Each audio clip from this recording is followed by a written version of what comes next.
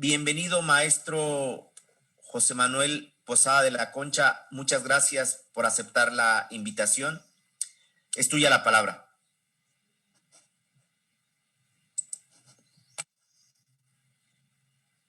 Tiene cerrado el micrófono, José Manuel.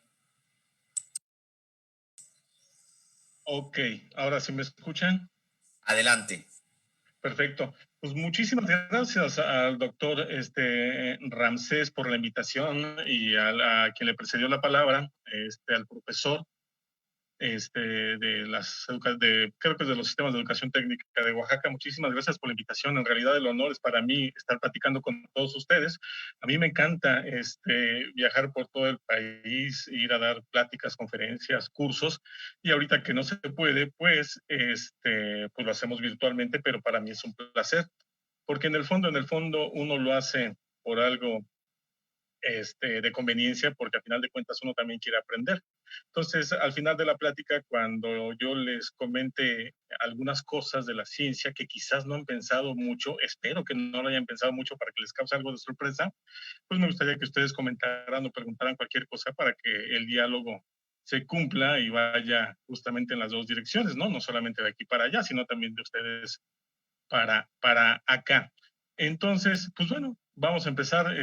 Preparamos una presentación que me van a hacer favor de estarla poniendo.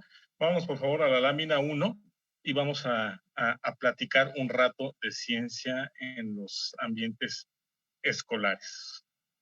Perfecto. El título de la plática que pusimos fue Ciencia divertida. No, ciencia apasionante. Y es un poquito para romper algún paradigma que se usa mucho cuando tratamos de atraer la ciencia, el conocimiento científico, a los jóvenes de las escuelas o al público en general, cuando estamos en ambientes como museos o de divulgación de la ciencia, y queremos hacer las cosas divertidas para atraer a la gente, a la ciencia. Pero en realidad hay un gancho mucho más fuerte, mucho más duradero, mucho más importante quizás, que es el interés o la pasión que la ciencia y el conocimiento científico puedan despertar. Y de eso voy a platicar.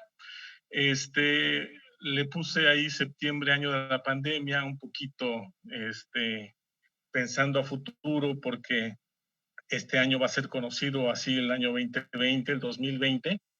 También porque me gustó el título, pues porque a mí me gusta mucho la historia y buena parte de lo que vamos a estar platicando en la siguiente presentación va a ser de historia.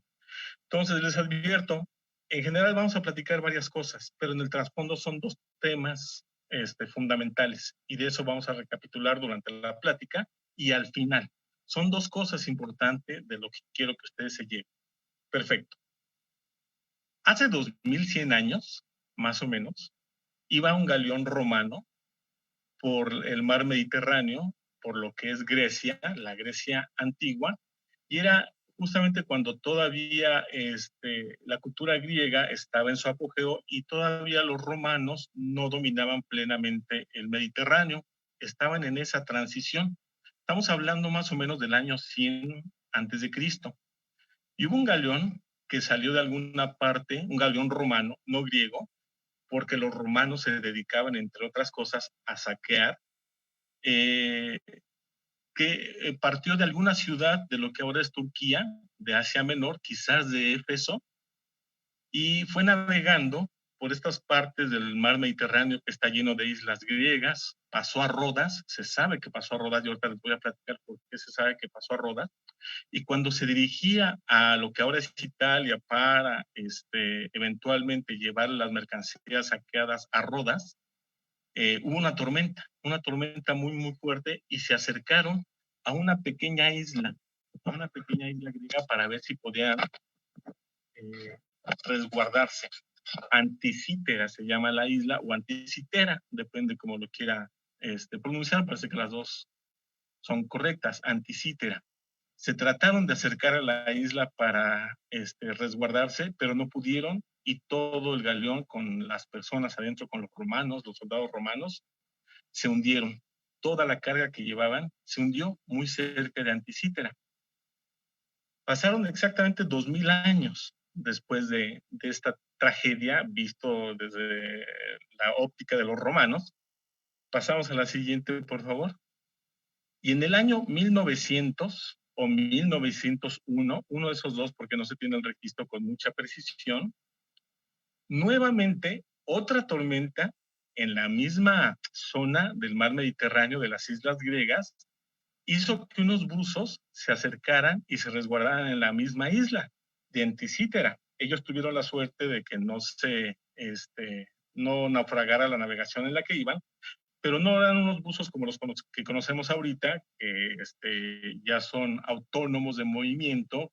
Todo esto, este traje de buzo que conocemos actualmente, se lo debemos en buena medida a Jacques Cousteau, que es de los años 50, 60 o más para acá, sino que conocemos a los buzos de aquellas épocas de final del siglo XIX, principios del XX, que llevaban una manguera y una escafandra, ya se me fue la palabra, donde podían respirar, pero estos buzos lo que hacían era pescar, simplemente, no buscaban otra cosa, simplemente el sustento, atrapando esponjas marinas y alguno que otro material que se pueda vender. Y en ese año, de 1900 o 1901, a principios del siglo XX, refugiados en la isla, dejaron que pasara la tormenta y aprovecharon que estaban un poquito lejos del lugar en donde solían buscar esponjas. Se metieron y encontraron los restos del navío que 2000 años antes había naufragado, del galeón romano. Y encontraron de todo, de todo. Muchas esculturas de bronce, estatuas de bronce, monedas, vasijas donde se guardaba el vino, los restos de madera y de metal del navío. Y pues para ellos fue obviamente una sorpresa, sin saber verdaderamente el valor de lo que estaban encontrando.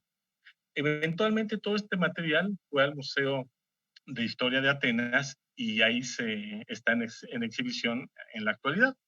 Tiene 220 años que se descubrió, que son los restos más importantes por todo el material descubierto de un naufragio romano y se encuentran, les repito, en el Museo Histórico de Atenas. Pero particularmente, estas personas, sin saberlo, encontraron lo siguiente. Pasamos a la otra, por favor, Lamina.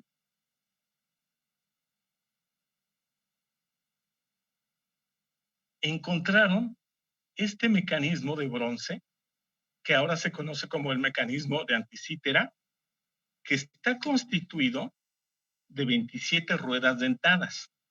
Lo que ellos encontraron lo están viendo en la parte izquierda de su pantalla y en la parte derecha es una reproducción moderna de cómo pudo haber sido el original.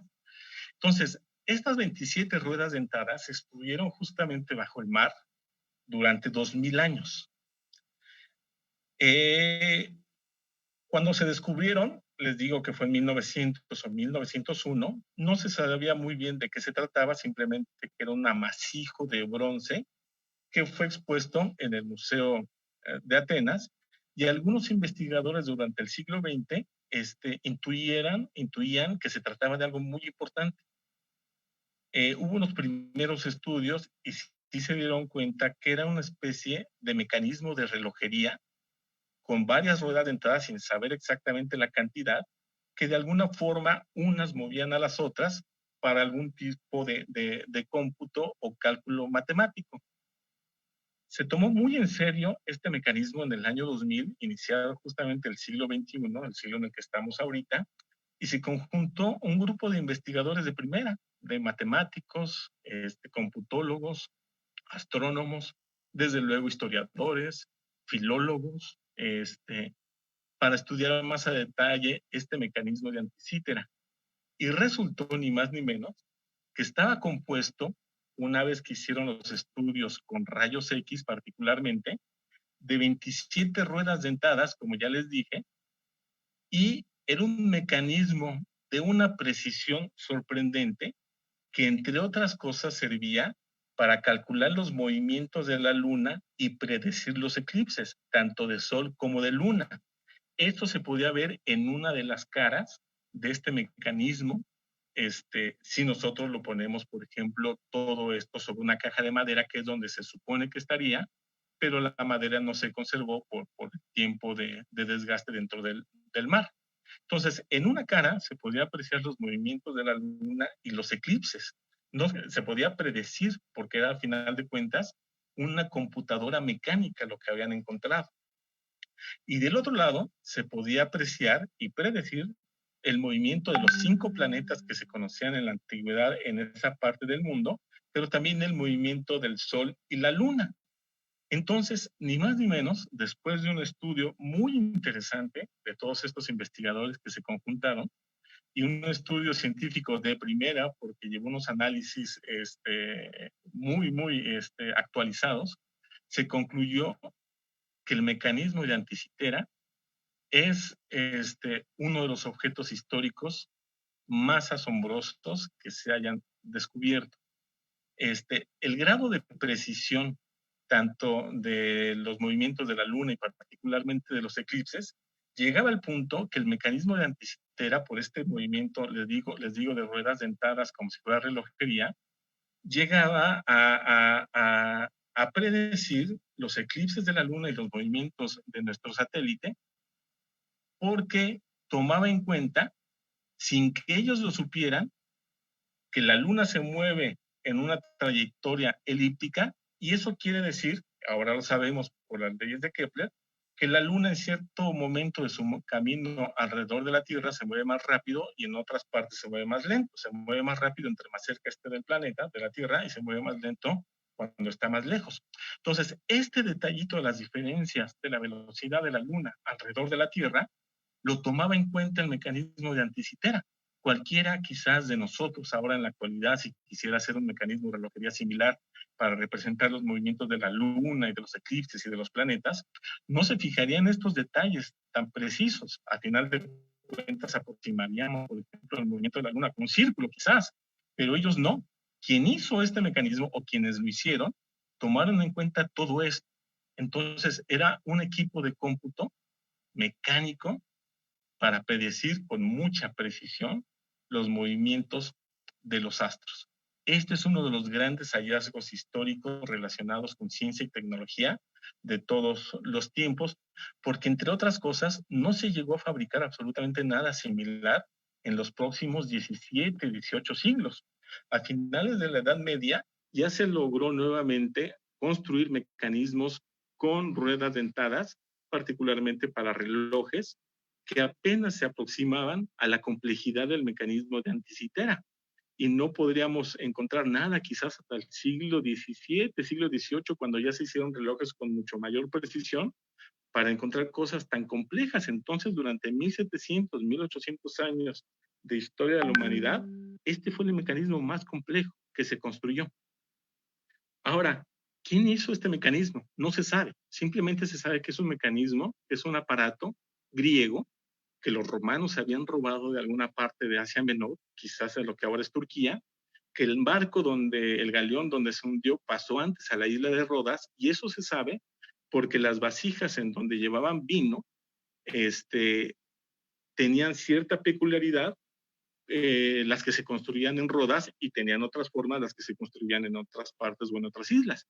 Como se encontraron algunas vasijas propias de la isla de Rodas, supusieron que el navío había pasado justamente ahí. Y luego ya cuando se iba embarcando rumbo a lo que ahora es Italia, a Roma, se hundió.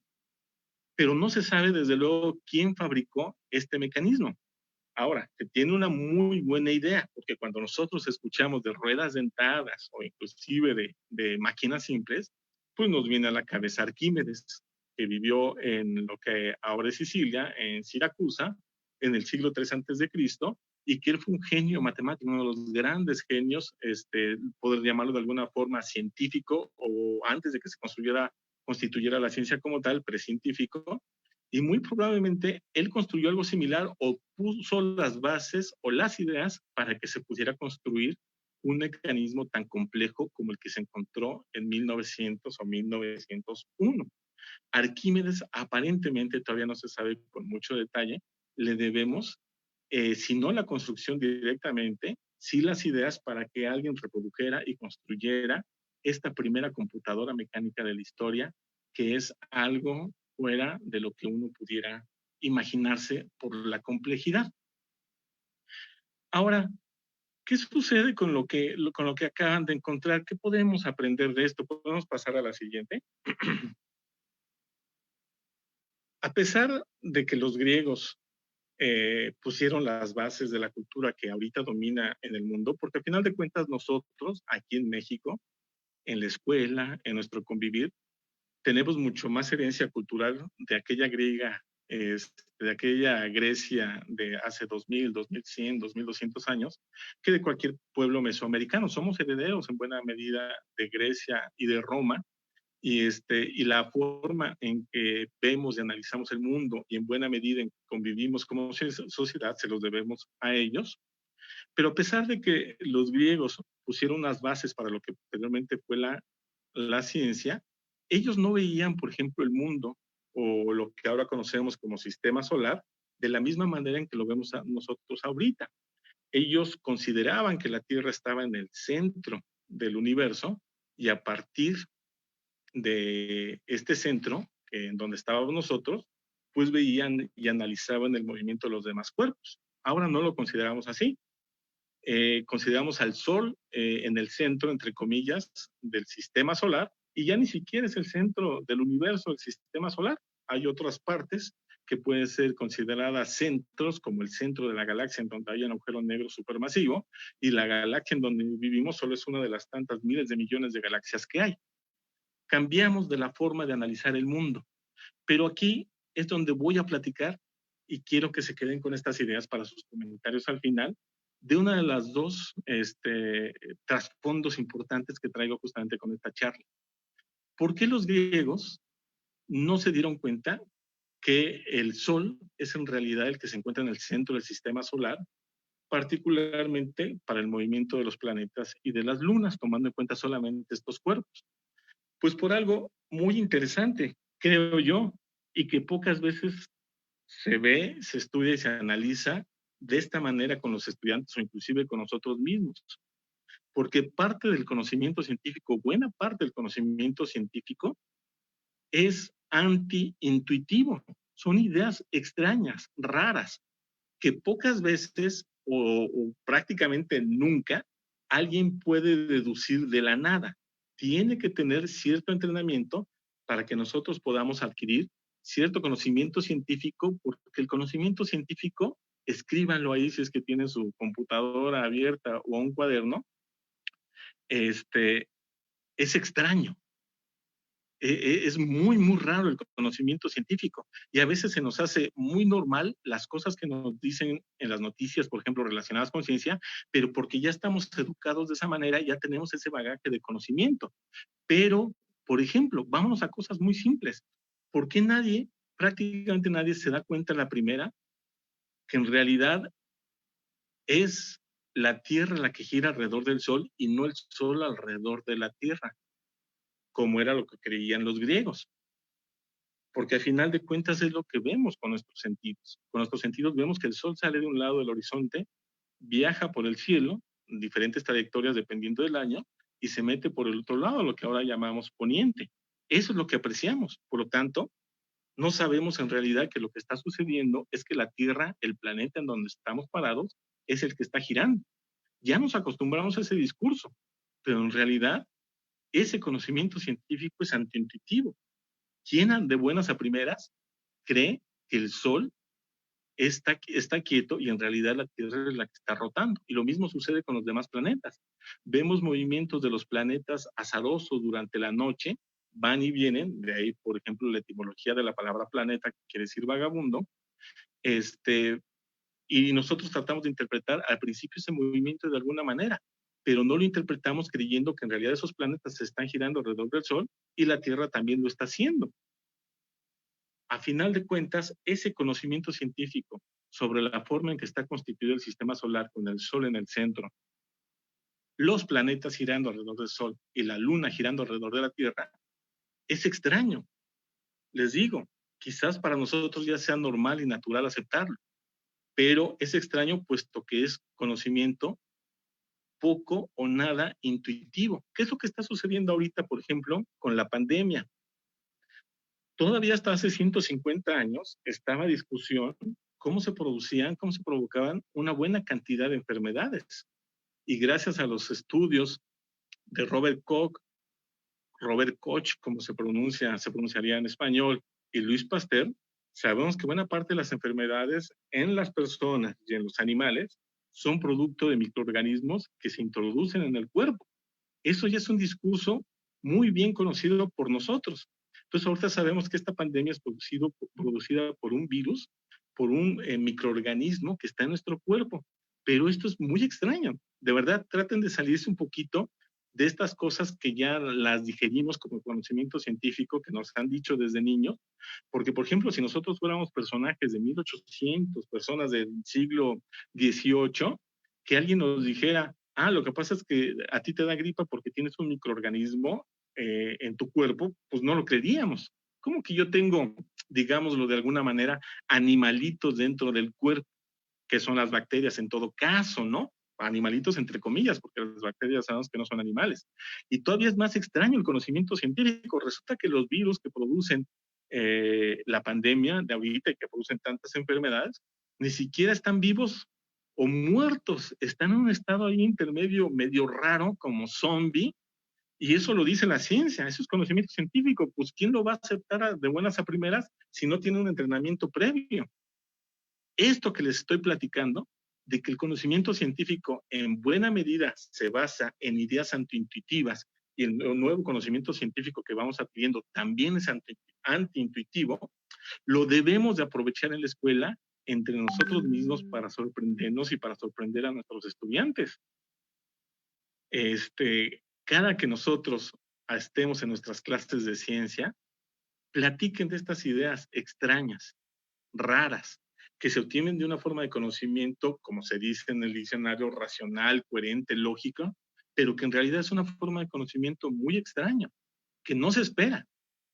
¿Qué pasaría, por ejemplo, si yo me voy aquí al parque del pueblo donde vivo, muy cerquita de Jalapa, voy con mis perros, con mi perro y mis gatos, y me pongo en el parque y empiezo ahí a pregonarle a todo el mundo que el abuelo del abuelo del abuelo del abuelo del abuelo de mi perro y el abuelo del abuelo del abuelo de mis gatos y mi abuelo del abuelo del abuelo del abuelo, de mío en particular o de cualquier persona, es el mismo animal, el mismo ejemplar. Es decir, que hace millones de años, todos los animales, aquí particularmente todos los mamíferos, tuvimos un ancestro común y procedemos de las mismas especies.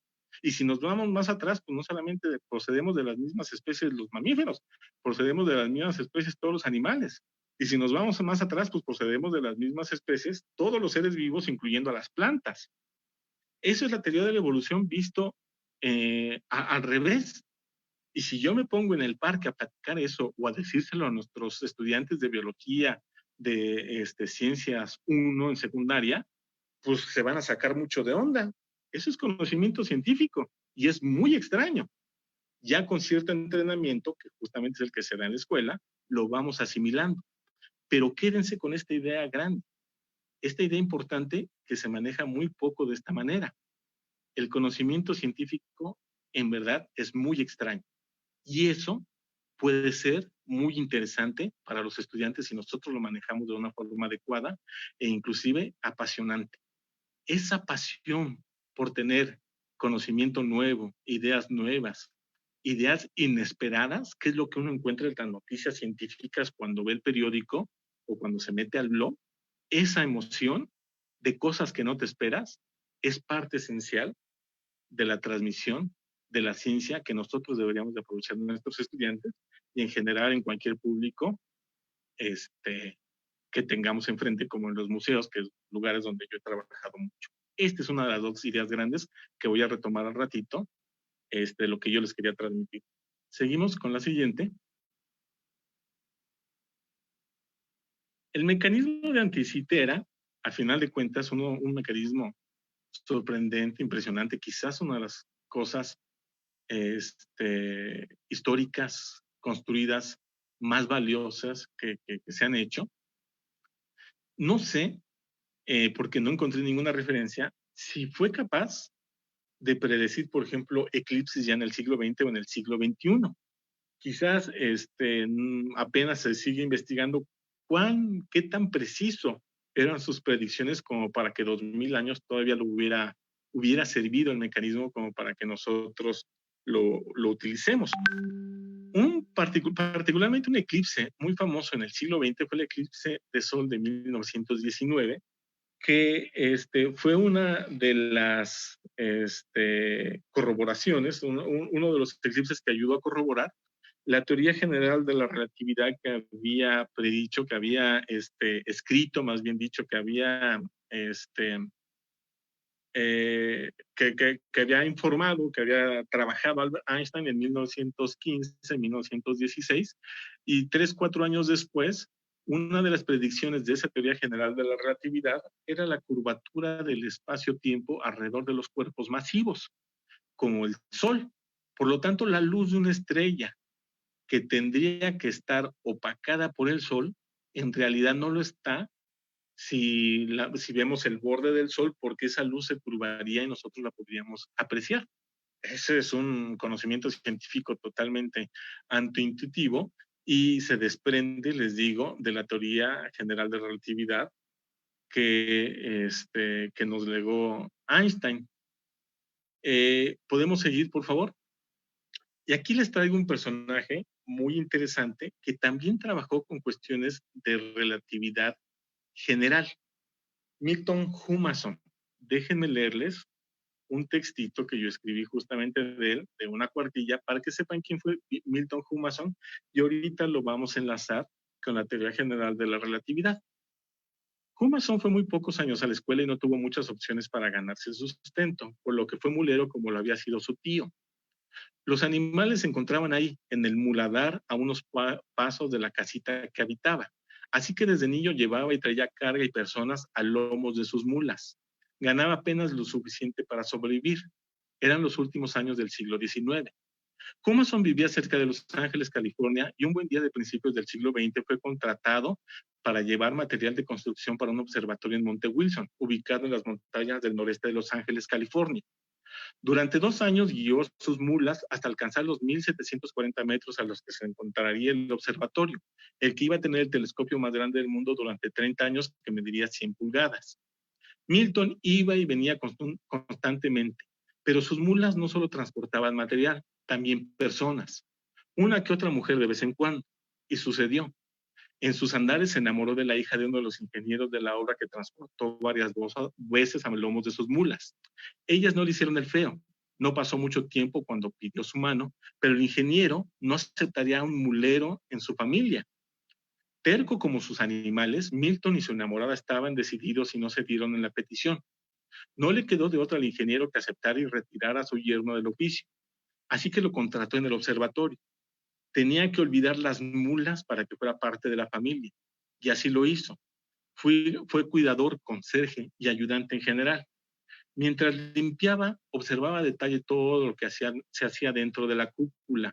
Veía el trabajo de los astrónomos, la manera en que manipulaban los telescopios y los espectrómetros. Su curiosidad era genuina. No solo limpiaba con cuidado los equipos, los estudiaba, los analizaba. A los pocos meses había aprendido a utilizarlos sin que nadie lo sospechara. Una noche se dice que se ausentó el astrónomo en turno y Humason se ofreció para manipular el aparato. El encargado dudó al principio, pero cedió con cautela ante la insistencia. Milton no desaprovechó la segunda oportunidad que le ofrecía la vida y dejó sorprendidos a todos, pues mostró una habilidad única con el manejo del equipo. Al pasar los días y las noches, alcanzó tal nivel que cuando llegó a trabajar a Monte Wilson, uno de los astrónomos más famosos de la historia, Edwin Hubble, él fue responsable de analizar los corrimientos al rojo de los espectros de las galaxias observadas debido al efecto Doppler, clave para entender uno de los descubrimientos más importantes de la ciencia, la expansión del universo. En este sentido, Humason fue parte esencial para corroborar cómo las galaxias se alejan unas de otras, hecho que había deducido matemáticamente el sacerdote belga Georges Remet 2 años antes a partir de la teoría general de la relatividad. Era 1929. Milton, en uno de los casos más extraños de la ciencia en el siglo XX, cambió el rumbo de la vida, pasando de mulero a astrónomo calificado en pocos años. Milton Humason, como les estoy platicando, podemos pasar a la siguiente, por favor. Trabajó con uno de los astrónomos más famosos de la historia, que fue Edwin Hubble, pero Milton Humason no tuvo ninguna preparación escolar avanzada, excepto los primeros años en su escuela, pero se hizo astrónomo profesional solamente de ver lo que hacían los demás, es decir, de forma autodidacta. Él había sido mulero, trabajaba con sus mulas, como les platiqué, como escucharon en la lectura, y a partir de trabajar con sus mulas y la suerte de que lo contrataran para la construcción de un observatorio, poco a poco los azares de la vida lo llevaron para meterse al observatorio y eventualmente aprender a manipular no solamente el telescopio de 100 pulgadas, sino también los espectrómetros que sirven para estudiar las luces de las estrellas y con ello determinar uno de los descubrimientos científicos más famosos de la historia, que se desprende de la teoría general de la relatividad, que es la expansión del universo. Edwin Hubble fue quien dedujo observacionalmente la expansión del universo, analizando los datos que había obtenido Milton Humason, que por azares de la vida, les digo, se convirtió en astrónomo porque era una persona muy inteligente, muy dedicada, que a pesar de carecer de estudios, logró serlo. Pasamos a la siguiente.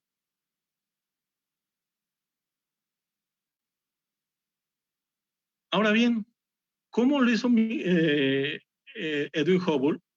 Aparte de los datos que obtuvo de Humason y que tiene una historia extraordinaria, una historia de vida extraordinaria, para poder determinar la distancia a las galaxias y eventualmente darse cuenta que las galaxias del universo se están separando entre sí, que es lo que se llama la expansión del universo. Resulta que a finales del siglo XVIII se conjuntó un grupo de trabajo muy singular en la Universidad de Harvard, en la Universidad de Cambridge, perdón, el Observatorio de la Universidad de Cambridge en el noreste de los Estados Unidos, y que se llamó el Harén de Pickering. Es un nombre despectivo donde 13 mujeres, algunas astrónomas profesionales de carrera, pero eran la minoría, y otras simplemente con conocimiento y aprendizaje autodidacta, lograron ser una de las mejores grupos de astronomía que se ha conformado en la historia, porque buena parte de lo que ellas descubrieron sentó las bases de la astronomía de lo que se iba a hacer durante el siglo XX. Particularmente, Henrietta Swan Leavitt, que es una de las del grupo que se observa aquí, encontró un grupo de estrellas que se llaman variables cefeidas, que no fueron descubiertas por ellas. Las variables cefeidas se conocían desde algunos decenas de años antes, pero determinó una relación muy interesante, que el periodo de las variables cefeidas, que cambia de luminosidad, aumenta y disminuye,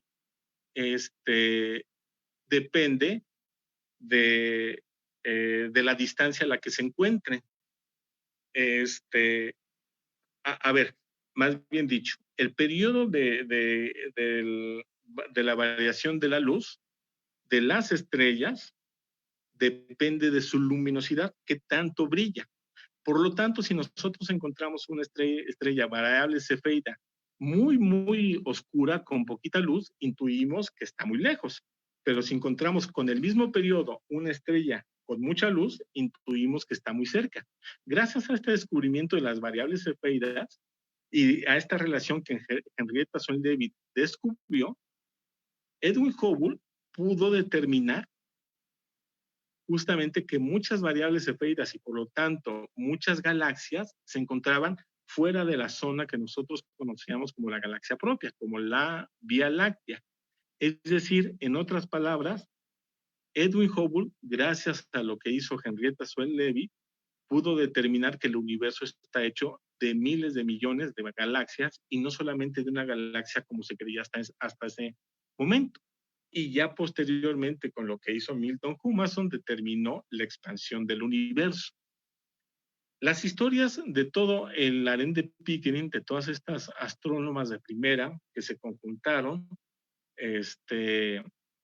en el noreste de los Estados Unidos, quizás encuentre una de las vidas más extrañas, más fascinantes, en Wilhelmina Fleming o Guillermina Fleming, como se le podría traducir al español.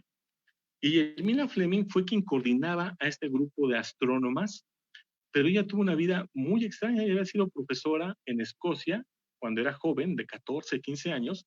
Se había casado con un contador escocés y quisieron emprender una nueva vida yéndose hacia los Estados Unidos. Guillermina Fleming llegó a Estados Unidos a finales del siglo XIX con su esposo. Se embarazó, quedó embarazada y por algunas cosas que no se sabe muy bien, su esposo la abandonó, algo que suele ser bastante común, por desgracia. Entonces, Guillermina Fleming quedó embarazada y abandonada en un país ajeno a finales del siglo XIX. Imagínense el estigma que pudo haber tenido justamente por la problemática en la que se encontraba. Pero tuvo a bien caer que llegó a la casa de Pickering, del director del observatorio, y la contrató sabiendo su estado. Pickering en ese sentido fue una persona muy responsable y la contrató, pero no la contrató para lo que posteriormente iba a ser este grupo de astrónomas, sino que la contrató como señora del aseo, como persona que le iba a hacer el quehacer dentro de la casa. Algunas referencias dicen que era la persona del aseo de la casa de Pickering y otros dicen que era del observatorio, pero a final de cuentas era la persona del aseo. Con el tiempo y los meses, Pickering se dio cuenta que era una persona muy dedicada, muy detallista, muy escrupulosa, y dijo, ella me puede servir más bien, pero para el observatorio. Y fue tanto la ayuda que le hizo Guillermina Fleming a Pickering dentro del observatorio, que catalogó ni más ni menos en los veintitantos años que trabajó 10,000 estrellas, descubrió 310 estrellas variables, descubrió 10 novas, 59 nebulosas, entre ellas la más famosa que se conoce, que es una de las más famosas, la nebulosa cabeza de caballo. Entonces, en otra historia de vida extraña, similar quizás a la de Humason, por los toques ahí extraños que los llevaron los azares de la vida, los dos terminaron siendo astrónomos de primera, teniendo pasado fuera, totalmente alejado de las cuestiones autodidactas, de las cuestiones académicas, y fueron autodidactas para convertirse en profesionales, en este caso de la astronomía. Entonces, Edwin Hubble, pasamos a la siguiente, a final de cuentas, construyó lo que ahora o dedujo lo que ahora conocemos como la ley de Hubble, gracias al trabajo que se vino haciendo de un grupo de astrónomos. Por supuesto, cualquier conocimiento científico avanzado se basa en lo que se tiene previamente, pero donde se conjuntan historias de vida de científicos y astrónomos muy, muy peculiares, como las dos que acabamos de ver. Hubble y Humason tienen, a final de cuentas, unos perfiles de vida muy extraños, inclusive quizás contrapuestos. Hubble era un tipo que dicen medio sangrón, de mucho dinero, que primero estudió leyes, abogacía, y le empezó a interesar la ciencia, particularmente la astronomía, y lo dejó.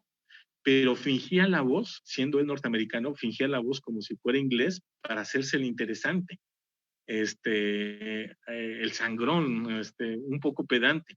Entonces, siendo de muchos recursos y aún así amante de la astronomía, cuando llegó al observatorio de Monte Wilson a trabajar para eventualmente descubrir la expansión del universo, deducir la expansión del universo, pues se encontró con una personalidad frente a él totalmente antagónica, que fue Humason, que era una persona humilde, que venía de no tener nada de recursos, que tuvo que transportar material con sus mulas, que fue mulero, y que no había tenido nada de educación escolarizada para hacerse astrónomo.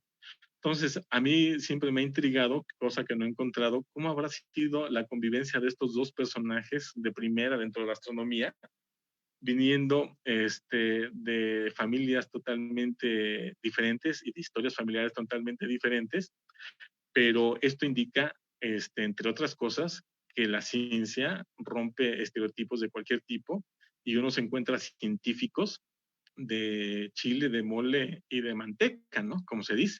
En realidad, el científico tiene su origen o puede tener su origen en cualquier tipo de vida y, y puede ser con una personalidad este, sangrona, humilde, pedante, muy hablantín, callado, extrovertido, introvertido, en fin. La historia de la ciencia nos los dice que el científico, a final de cuentas, no es de un estereotipo muy particular.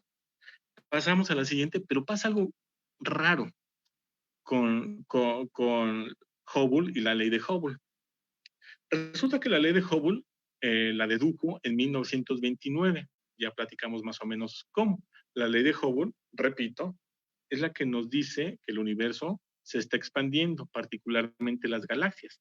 Por si nos faltaba alguna otra cosa de tema científico extraño, antiintuitivo, pues esto es muy extraño, tan extraño que ni siquiera Einstein lo aceptaba al principio. Einstein no creía que el universo se estuviera expandiendo porque es un conocimiento rarísimo. ¿Cómo que las galaxias en las que habitamos se están separando unas de otras?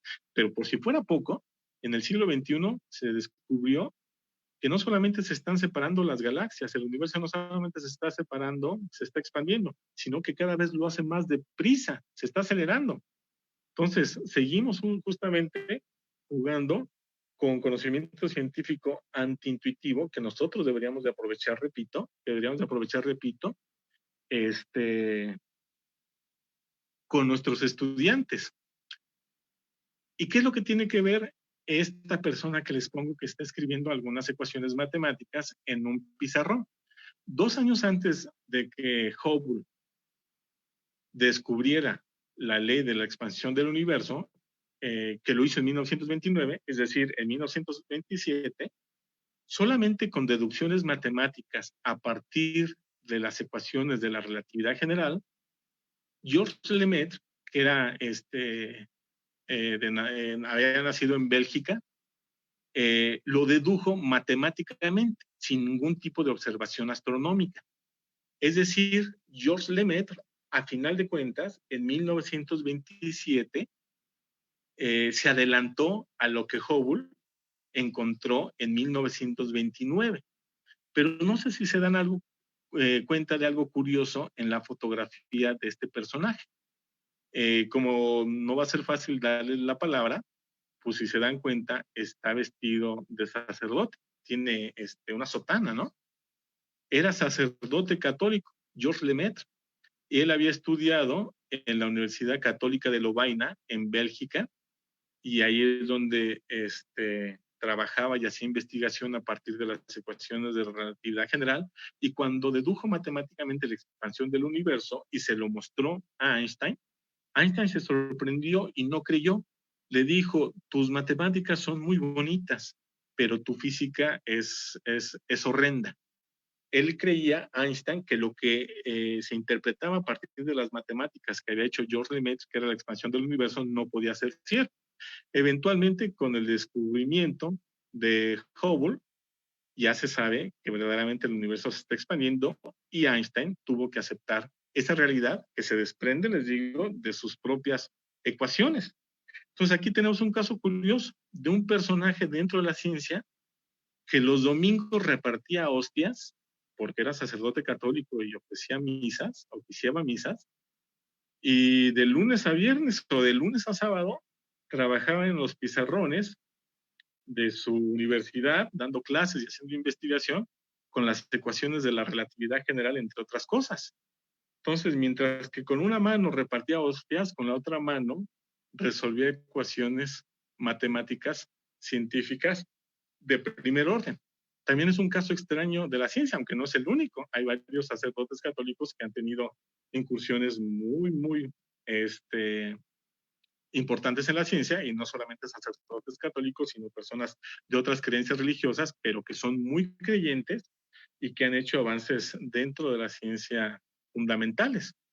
Por lo mismo, la ley de Hubble, que se llamaba así hasta hace 2 años, ya no se llama solamente de esta manera. Ya se le reconoce porque a partir de hace unos 10 años más o menos, se replanteó y reconsideró todo el conocimiento, todo el trabajo que hizo Lemaitre, que no era muy bien valorado, y ya se le dio el justo peso que tiene, y la ley de Hubble se llama ley de Hubble-Lemaitre, que es precisamente la que nos habla de la expansión del universo. ¿Podemos pasar a la siguiente, por favor? ¿Qué es lo que hemos platicado ahorita? Lo primero se los dije casi al inicio, en la lámina 3 o 4. El conocimiento científico es inesperado, de verdad. Y eso lo tenemos que aprovechar cuando tengamos estudiantes enfrente o público en general para sorprenderlos. Este tipo de sensaciones, más que la diversión, son más duraderas. Cuando un joven, cuando un estudiante se sorprende, podrán pasar semanas, meses o inclusive años, pero después cuando encuentre alguna relación con lo que le causó sorpresa tiempo atrás, se va a interesar y va a comenzar a indagar, o muy probablemente lo va a poder hacer. Por lo tanto, si nosotros aprovechamos esta característica de la ciencia como conocimiento antiintuitivo, inesperado, la sorpresa tiene que ser un elemento que tenemos que ocupar a favor para acercar e interesar a los jóvenes a la ciencia. Sé que no es fácil y sé que es de las primeras veces que escuchan algo del estilo, pero ténganlo presente y comiencen a trabajar esto poco a poco. Y después de que les platiqué de las sorpresas, les empecé a contar historias particularmente de vida, ligadas con el trabajo científico de algunos personajes, como Milton Humason, que llevaba mulas y que terminó siendo un astrónomo de primera, que trabajó con el telescopio de Monte Wilson de 100 pulgadas, el de Guillermina Fleming, que fue, limpiaba casas o limpiaba el observatorio, era la del personal del aseo, y terminó conjuntando y coordinando un grupo de 13 astrónomas que en buena medida pusieron las bases de la astronomía del siglo XX. Y al final les platiqué un poquito de Hubble, de su talante ahí medio aburguesado, sangronzón, que convivió con Humason, que era totalmente antagónico, contrario, diferente, pero que hicieron en conjunto, descubrieron en conjunto una de las leyes fundamentales de la ciencia en general, de la astronomía en particular, como es la que nos describe la expansión del universo. Y todo esto fue precedido por el mismo descubrimiento, de forma matemática, por un sacerdote, por un padre, por un cura católico, que los domingos repartía hostias, y de lunes a viernes o quizás de lunes a sábado resolvía matemáticamente ecuaciones de la teoría general de la relatividad. Por lo tanto, no dejen de lado, dentro de sus clases de ciencia, el contar historias. Cuenten historias, porque este es un muy buen gancho para que los jóvenes también se acerquen, se interesen por la ciencia y, por supuesto, se sorprendan. Entonces, aquí les dejo 2 tips para que ustedes los manejen dentro de sus clases. No lo dejen de lado, no solamente utilicen lo que viene en los libros de texto, lo que estamos acostumbrados generalmente a dar dentro de las clases de ciencia, que es importante, es fundamental, por supuesto, pero complementenlo mientras sea posible con estas 2 recetas que les dejo, que muy probablemente les van a funcionar para que sus estudiantes se emocionen, se interesen y eventualmente saquen mejores calificaciones y, ¿por qué no?, alguno de ellos se dedique a la ciencia profesionalmente en el futuro. Pues bueno, con esto les doy las gracias. Les pongo la última lámina en donde dejo mi Facebook, que lo utilizo como comunicador de la ciencia, como divulgador, como profesor de ciencias. No hablo de otra cosa, esencialmente, de vez en cuando algo de política, pero relacionado con ciencia. Si me quieren seguir ahí o me gustear, padrísimo, bienvenidos. Pues Ramsés, con esto yo terminaría la plática formal, pero si hay preguntas y comentarios, bienvenidos y vamos a pasar un ratito ahorita de interactividad y preguntas y comentarios de quienes deseen. Claro que sí, José Manuel. Hay algunas preguntas. Voy a pedirle a mis compañeras que puedan hacer el uso del chat para preguntar, pero vamos a dar hay maestros que están levantando la mano. Voy a hacer una pregunta que nos plantea el maestro Juan Manuel Montaño, ¿sí? Y lo plantea cuando tú hablas que el universo está en expansión. Dice el maestro, dice, si todo el universo está en expansión, ¿por qué la Vía Láctea está en rumbo de colisión con Andrómeda? Ok. Esa es muy bonita pregunta. Qué bueno que hacen este tipo de preguntas a escala. Sí se están separando, excepto este grupo local. Eventualmente de este grupo local, algunas van a colisionar y otras se van a quedar durante miles de millones de años orbitando algún centro de masa en común, pero el universo se está expandiendo a mediana y gran escala. A corta distancia, el grupo local no se está expandiendo.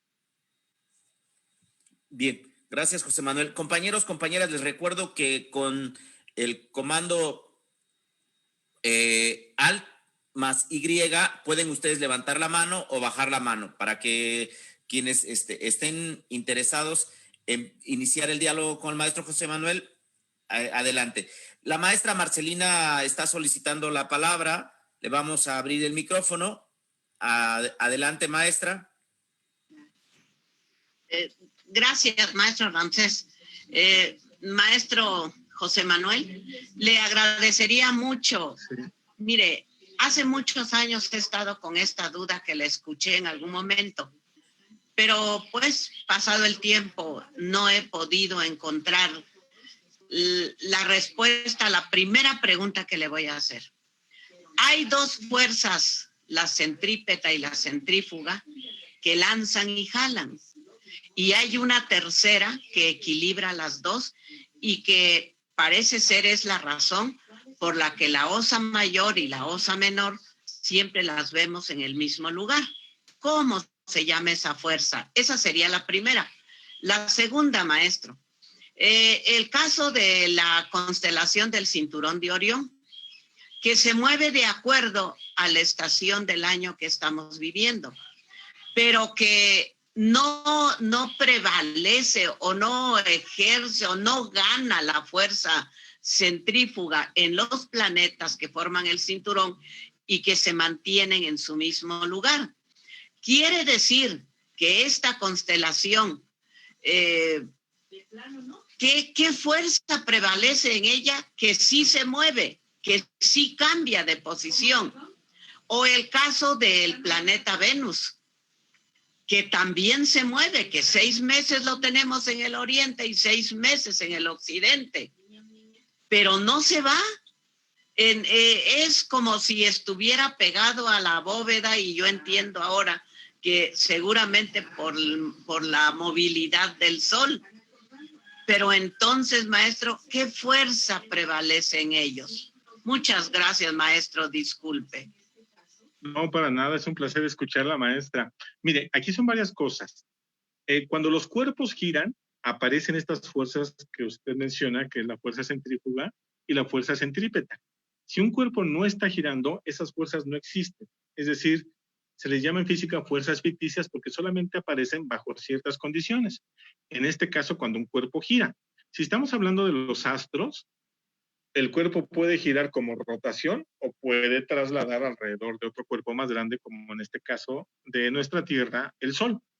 Entonces, en esos casos aparecen las fuerzas centrífugas y las fuerzas centrípetas, pero no las tome como que esas dos fuerzas siempre tienen que estar en equilibrio, ¿no? Si yo, por ejemplo, amarro con un hilito delgado una piedra pesada y le empiezo a dar vueltas, si lo hago muy fuerte, es tan fuerte la fuerza centrífuga que le va a ganar a la centrípeta que está manteniendo a la piedra pegada al hilo y se va a romper y se va a ir. No tiene por qué haber equilibrio siempre. hay veces una fuerza le gana a la otra y entonces el cuerpo se desplaza de una manera particular. Por lo tanto, no existe una tercera fuerza en ese caso. No existe una tercera fuerza. Simplemente son esas dos fuerzas que a veces están en equilibrio y a veces no. Y aparecen solamente cuando los cuerpos giran. Y un poquito entendiendo lo otro que me preguntó, las estrellas de la constelación de Orión pertenecen a la Vía Láctea, y la Vía Láctea se está moviendo. Tiene brazos la Vía Láctea, y todo está girando como si fuera el equivalente a un sistema solar mucho más grande, desde luego, está girando en torno al centro de nuestra galaxia, en donde hay un agujero negro supermasivo. Entonces, las estrellas de la constelación de Orión también se mueven, y nosotros generalmente no podemos ver a detalle cómo se están moviendo entre ellas y separando, uniendo, porque es muy corto el tiempo de la vida de un ser humano. Pero, por ejemplo, hace 3,000 años, ya que empezamos la plática con los griegos antiguos, hace 3,000 años, muy probablemente ellos veían la constelación de Orión ligeramente diferente a lo que vemos ahorita, porque ya 3,000 años es considerable como para que nosotros podamos apreciar el movimiento de algunas estrellas. Entonces, no es porque esté girando propiamente las estrellas de la constelación de Orión, que lo están haciendo seguramente, pero es más bien, es perspectiva de cómo se ve la constelación de Orión desde la Tierra. Y lo tercero que dijo de Venus, nosotros al final de cuentas vemos a Venus de una forma, hay veces como le llaman como el lucero del amanecer, o hay veces como la estrella del atardecer o anochecer, porque a veces está de un lado del horizonte y a veces está del otro, pero también como perspectiva. Todos, Mercurio, Venus, Tierra, Marte, los planetas del sistema solar, en cierto sentido estamos acotados, porque pertenecemos a un conjunto que está atrapado, por decirlo de alguna manera, por la fuerza de gravedad. Entonces nos movemos alrededor del Sol, y a veces a Venus lo vemos en algún lado del cielo, del horizonte, simplemente porque se encuentra en un lado muy particular de su trayectoria y la Tierra en otro. Pero después de un rato cambian de posición y ahora Venus lo vemos del otro. Pero simplemente es perspectiva por cómo nosotros lo apreciamos desde la Tierra, debido a que tanto Venus como nosotros estamos girando alrededor del Sol. Gracias, maestro. No, al contrario, bien, maestra, gracias a usted. Tenemos levantada la mano, tiene levantada la mano el maestro Álvaro y luego la maestra Flor Xochitl. Le pedimos que así hagan su participación y luego responde el maestro José Manuel. Maestro Álvaro, ¿puede usted reactivar su micrófono? Muchas gracias, maestro Rangel. Buenos días a todos los compañeros. Es muy interesante la plática del maestro, ya que coincide con muchas cosas que nosotros ya estamos practicando dentro de nuestras aulas, sobre todo en un proyecto que tenemos aquí en la costa, en el cual de que para que el alumno se apasione un poquito más por la ciencia, coincidimos completamente en que la ciencia debe ser apasionante, ¿no? Y sobre todo debe de llamar la atención del alumno. Aquí en la costa, en la técnica 12, con algunos compañeros hemos tratado de hacer la enseñanza problemática, y en el cual iniciamos siempre por la sorpresa, ¿no? De esta parte que nos planteaba el maestro. O sea, la sorpresa es importante para los alumnos, debido a que la sorpresa va a hacer que los alumnos puedan obtener la atención que nosotros queremos, ¿no? Y de esta manera se pueden contar historias. Yo en una de las experiencias que tengo es, por ejemplo, cuando hablamos sobre el volumen o la densidad de algunos materiales, y hacemos una pregunta en el cual los jóvenes pueden comentar, y al último le contamos la historia de Arquímedes y la cuestión de la corona que tenía. Entonces, para determinar si la corona era de oro puro o tenía otro material incrustado. Entonces, de esa manera, nosotros vamos adentrando a los jóvenes en esta parte, pues, de...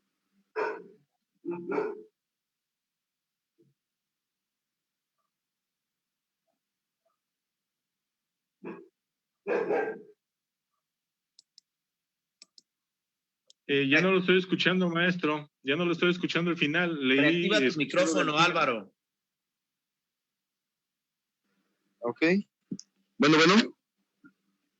Sí, ya te escuchamos. ¿Ya? Ok.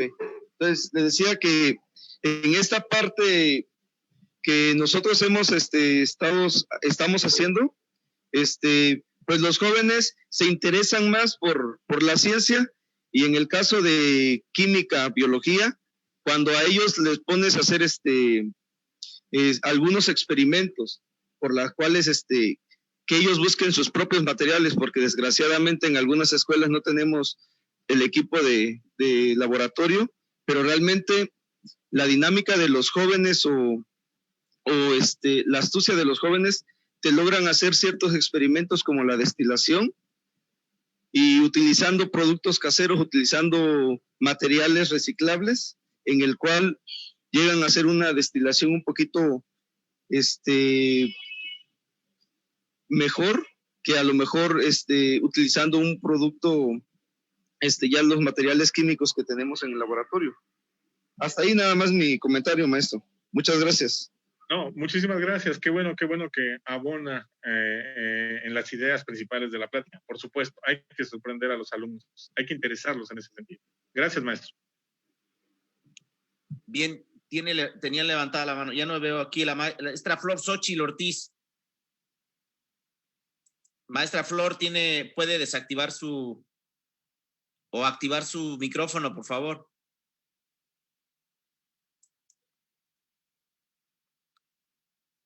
Active su micrófono, maestra.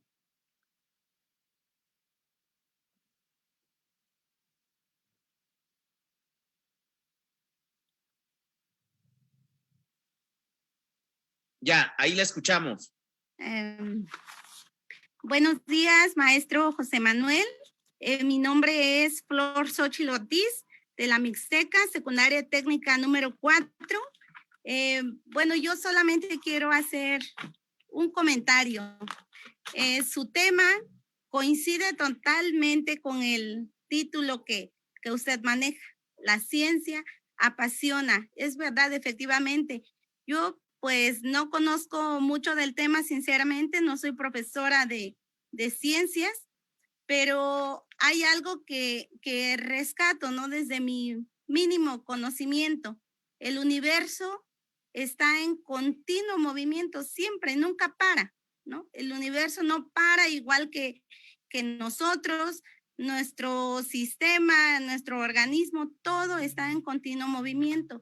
El mundo está en transformación. Entonces, usted habló de muchos temas muy interesantes sobre el universo, que bueno, a lo mejor pues no lo captamos como debe de ser, pero el hecho de que todo se mueva, pues hay lógica, ¿no? De que haya muchos cambios en nuestro mundo.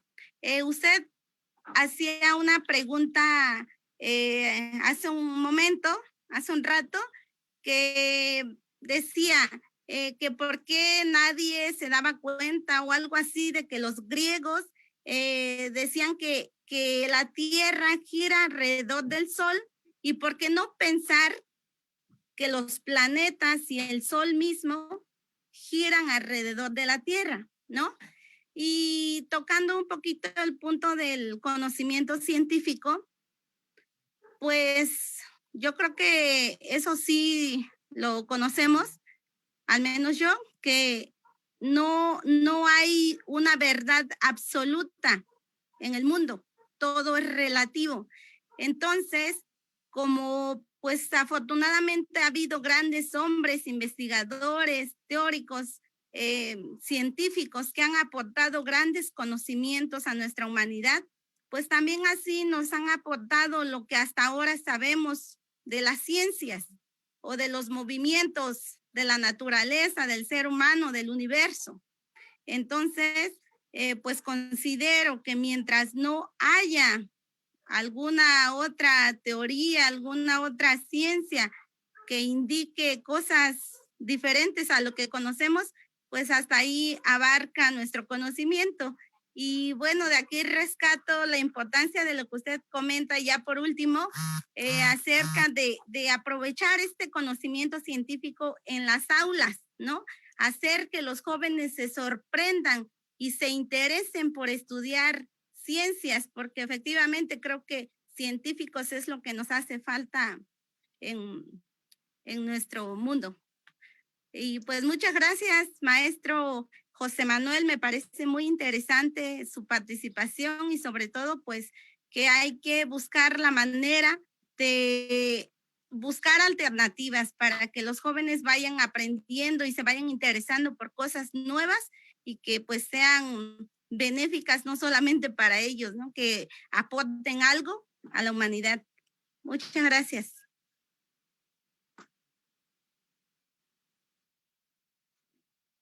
Tienes cerrado tu micrófono, José Manuel. Decía que al contrario, maestra, que muchísimas gracias a usted. Coincide en todo lo que dijo, ¿eh? En absolutamente todo lo que dijo coincido. Hay movimiento, hay tanto movimiento por todos lados que uno de los principales temas o primeros temas que se estudió formalmente en la física es el movimiento. Lo hizo Galileo, por supuesto, lo hizo Newton, ¿no? Y coincido completamente con lo que dice la maestra, como que no hay unas verdades absolutas. Más bien dicho, que las verdades no son absolutas, ¿no? Sino que las verdades son relativas, por supuesto. A final de cuentas, la ciencia es una forma muy particular de describir la naturaleza, que tiene sus reglas propias, pero es una de las varias formas de describir la naturaleza, pero que tiene aplicaciones prácticas muy interesantes, como por ejemplo, gracias a la ciencia, entre otras cosas, vamos a poder salir de esta pandemia, o por lo menos vamos a poder salir relativamente bien librados cuando salga la vacuna, etcétera, etcétera, con un número de enfermos y fallecimientos relativamente bajo respecto a otras pandemias que han sucedido en la historia, ¿no? Sí, pero bueno, perfecto. Muchísimas gracias, maestra Flor, por su participación. Me gustó mucho todo lo que comentó. Bien. José Manuel, mira, aquí hay unas preguntas que tienen que ver con la parte estratégica de la enseñanza, lo que tú acabas de plantear, como este apasionar a los estudiantes a partir de mirar la ciencia desde otro enfoque, abordar los conocimientos científicos desde esta mirada de la vida cotidiana, de los mismos científicos, de cómo a partir de estas historias que tú nos contaste, pues apasionan o pueden apasionar potencialmente, puede ser apasionante la ciencia para los estudiantes. Dice el maestro, un maestro, no viene su nombre aquí, nos sugiere, dice, ¿cuál sería entonces las estrategias pertinentes para romper con los esquemas actuales de enseñanza de las ciencias, romper con esa inercia convencional de transmisión de información más que descubrimiento, ¿sí? ¿Cuál, si pudieras abordar más sobre este asunto de pues este enfoque que luego prevalece en las escuelas? Por supuesto, lo primero que tenemos que tener en cuenta si nosotros somos profesores es que tenemos que ver la ciencia de un poco como yo lo estoy platicando. Si es lo que queremos transmitir, si nosotros no vemos la ciencia de esta manera, como una forma de descubrimiento inesperado, pues entonces difícilmente vamos a transmitir estas emociones y sensaciones a nuestros alumnos. Y les pongo un ejemplo justamente de cuando yo era estudiante de secundaria. No recuerdo el nombre del profesor y no recuerdo que haya sido muy buen profesor. Estábamos viendo en el libro de física de secundaria, recuerden que hace años se estudia física 1, física 2 y física 3 en los 3 años, ¿no? No es como ahora que estaban segmentados las ciencias de biología, física y química dependiendo de los grados. Y en el libro estaba el experimento de Torricelli, para que se le ponía mercurio a un tubo grande de vidrio, se le daba la vuelta, se ponía también el mercurio en una cama de mercurio para ver qué tanto bajaba el mercurio dentro del tubo para relacionarlo con la presión atmosférica, que es consecuencia del peso del aire. Eso ya lo sé ahorita, ¿eh? No es que yo lo entendiera cuando era estudiante. Entonces, cuando eso lo vimos en el libro y el profesor lo pasó muy rápido, decía que bajaba el mercurio dentro del tubo y se hacía un vacío adentro del tubo. Y ya lo dijo rápido. Pero a mí me sorprendió y me impresionó mucho. Yo decía, el vacío no puede existir. En mi concepción de estudiante secundaria, el vacío no podía existir. Entonces, a mí me sorprendió mucho. Es justamente lo que estoy platicando, conocimiento científico. Entonces, yo me paré al final de la clase y le dije, oiga, maestro, ¿pero qué es lo que se queda aquí en el tubo cuando baja el mercurio? No es vacío, el vacío no existe. Dice, es vacío. Digo, no, maestro, el vacío no existe. Yo seguro, yo en el error, pero al final de cuentas estaba sorprendido porque era conocimiento inesperado. Y el maestro así de, ay, ya escuincle, ya déjame de, es vacío, mira, tengo un poquito de prisa, ya me voy al otro salón. Y se fue. Entonces, hizo exactamente lo que no debe hacer un profesor. Ante la sorpresa, la emoción, la incredulidad de un estudiante, no le tomó importancia cuando eso es verdaderamente el gancho principal en una transmisión efectiva de enseñanza-aprendizaje, y particularmente de las ciencias. Yo en ese momento hubiera sido el prototipo del estudiante de lo que estoy platicando ahorita, pero no lo fui porque no tuve un buen maestro en ese sentido. Entonces, lo primero que tenemos que estar conscientes es que cuando se sorprendan los estudiantes, ya sea porque nosotros estamos encaminando la clase en ese sentido o no, los aprovechemos. Ahí está, eso es lo que queremos, que se sorprendan, que se impresionen y eventualmente que se apasionen, ¿no? Entonces, la respuesta concreta, una respuesta concreta, es nosotros tenemos que estar en ese mismo canal antes que nada. Ok. Tenemos aquí una pregunta que nos hace el maestro Fermín. Dice, la historia científica surgió de los mitos, así la ciencia.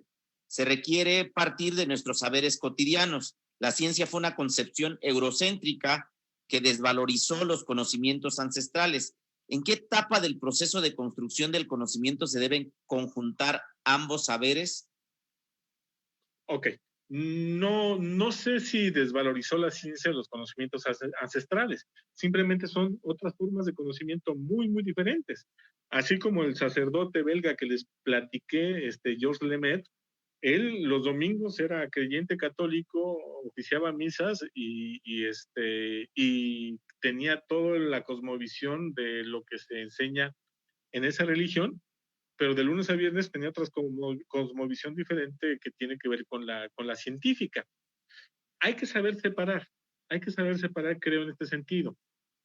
La ciencia, a final de cuentas, es un conjunto de conocimientos que nos ayuda y nos sirve para algunos casos, pero es diferente al conocimiento tradicional que también nos sirve para muchas cosas, y al conocimiento cotidiano, por ejemplo, que también nos ayuda para muchas cosas.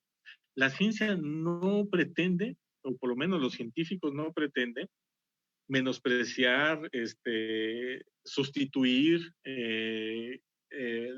desvalorizar otro tipo de conocimiento. No, son totalmente diferentes.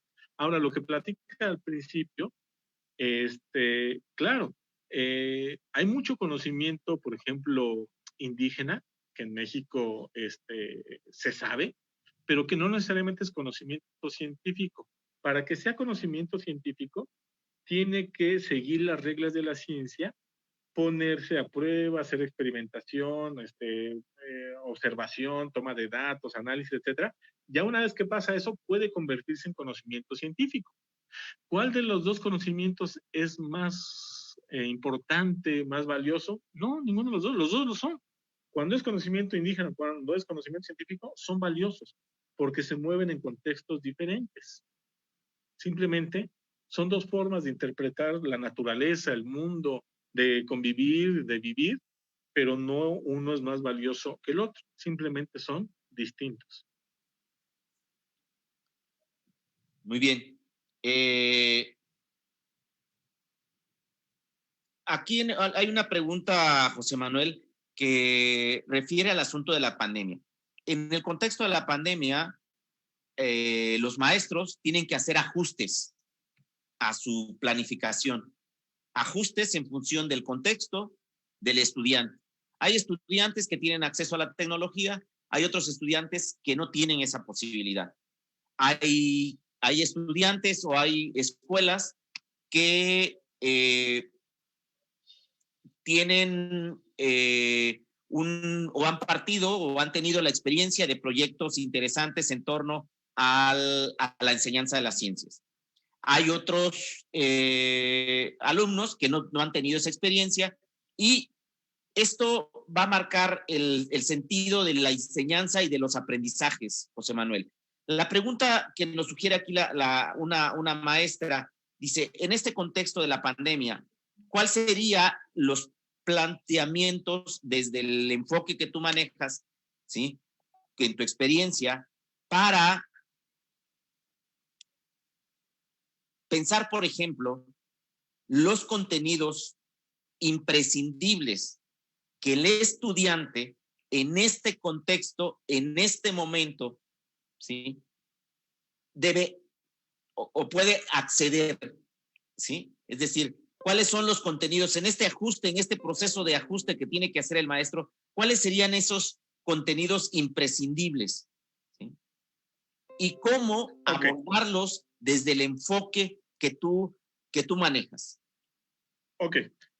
Lo que estamos viviendo ahorita es un caso extraordinario que vamos a tener en nuestras vidas, ¿no? En nosotros, los que ahorita estamos viviendo en estos años.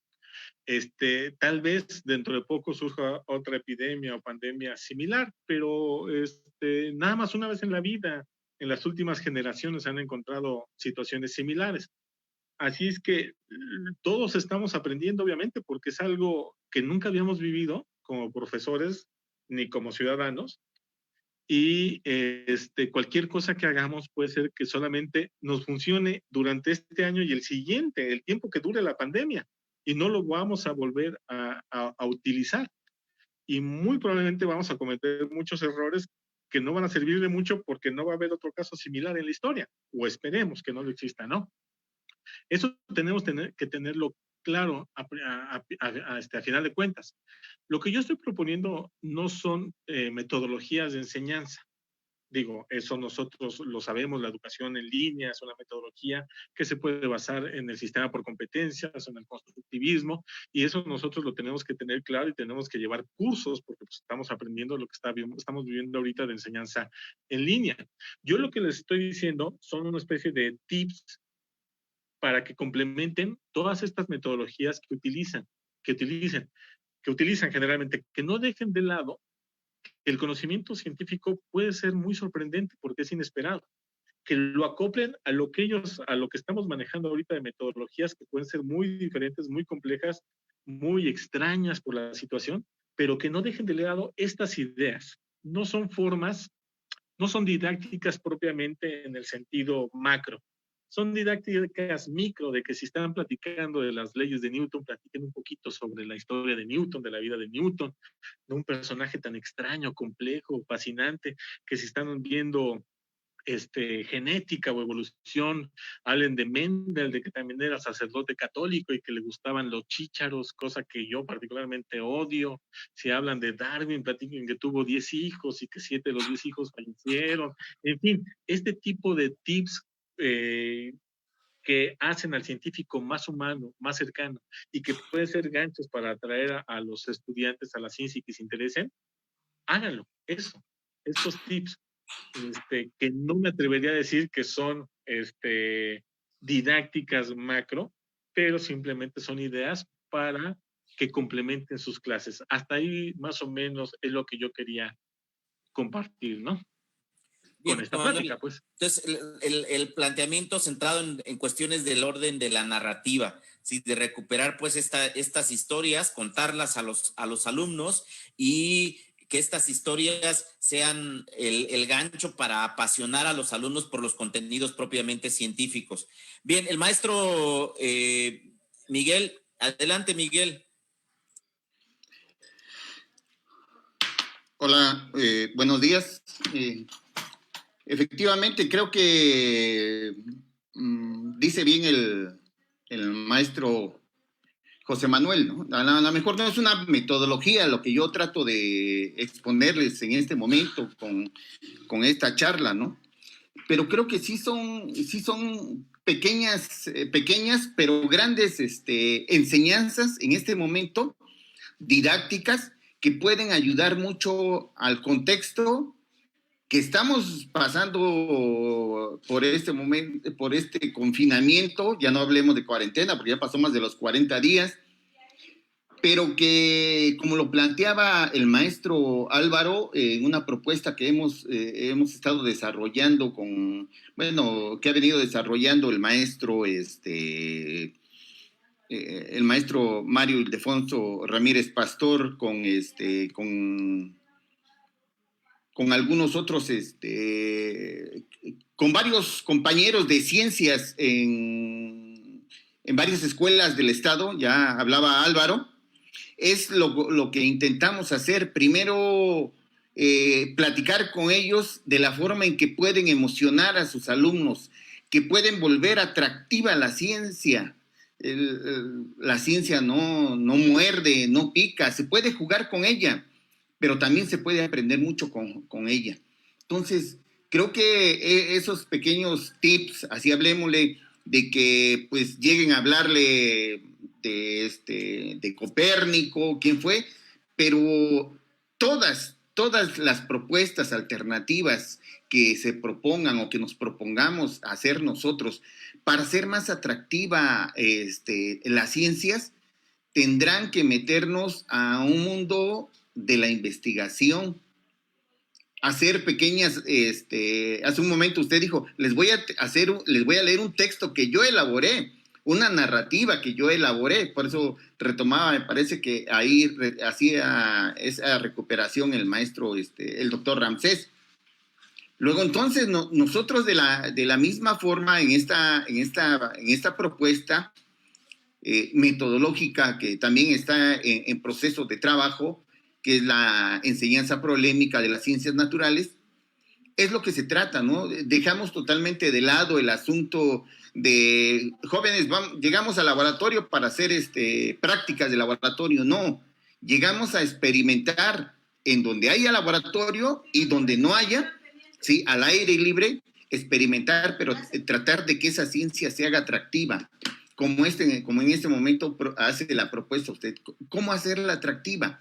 Al igual que las ciencias exactas como la matemática, la hemos hecho tediosa, aburrida, adormilamos en ocasiones a los muchachos. Entonces, ¿cómo hacerla? Y agregaría al planteamiento que hace el doctor Ramsés, que dice, bueno, yo les hago esta propuesta, pero ¿qué tanto ayudaría en este momento, así como lo está planteando usted, en este momento de confinamiento? Porque muchos maestros, desde su propia preocupación de que se van a perder estos contenidos, no voy a avanzar con primero de ciencias, muchos compañeros, pues, yo lo tomo como preocupación, dicen, no voy a avanzar con de biología, con química, con física, pero ¿qué hacer en este momento? Ya dio usted una propuesta interesante, pues hablemosle de esto. Hagamos atractivo en este momento, porque si los ponemos a hacer esta otra situación como normalmente, así hablemos de esa normalidad que veníamos trabajando en el salón, pero que aún así creo que estábamos haciendo tediosa la clase de ciencias, pues con estos pequeños tips agregados que hace de pequeños toques de didáctica, dijera usted, podemos ayudar a ser menos tediosa, más atractiva, más interesante las ciencias, ¿no? Que de entrada, creo que los que están aquí compartiendo de ciencias, pues les ha movido esta situación en este momento, ¿no? Ya no puedo llegar y hablarles, no, ¿cómo les hago atractivo este contenido que puedo abordar desde que lo que nos planteó José Manuel, ¿no? Sí, pero recuperemos así dijera usted, la historia de Charles Darwin, ¿no? ¿Sabían que Charles Darwin hizo esto? Sí, María Curie, como mujer, ¿qué fue lo que hizo? Sus hijas, ¿qué fue lo que sus hijas siguieron la carrera de ella como científica? La otra fue escritora, etcétera, ¿no? Entonces, interesarlos, para que ese interés de aquella mujer sobresaliente pueda atraerles, como lo hizo usted hace un momento, ¿no? Entonces, de entrada, creo que sí son aportes interesantes los que hace hoy el maestro José Manuel para un tanto, efectivamente, divulgar la ciencia, pero hacerla atractiva en estos momentos de confinamiento para los muchachos. Gracias, maestro. Pues sí, coincido completamente con lo que dice, ¿no? Gracias. Bien, ¿alguien más? Recuerden que pueden levantar la mano con Alt más Y.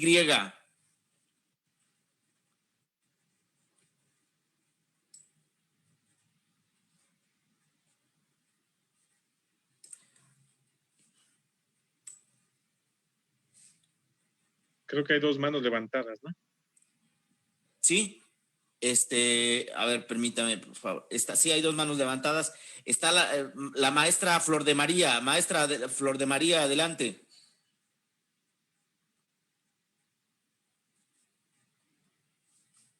Maestra Flor de María, adelante.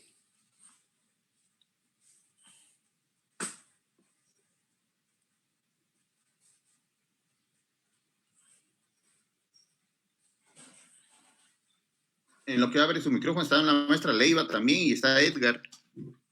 Vamos a darle la participación a otros compañeros. La maestra Leiva, yo sé que nos va a comprender, nos va a entender que vamos a está la maestra, el maestro Edgar Valles de los Ochitlán. ¿Puede participar, maestro? Edgar Valles, abre su micrófono. Bueno, ¿sí? ¿Me escuchan? Sí, adelante. Ok.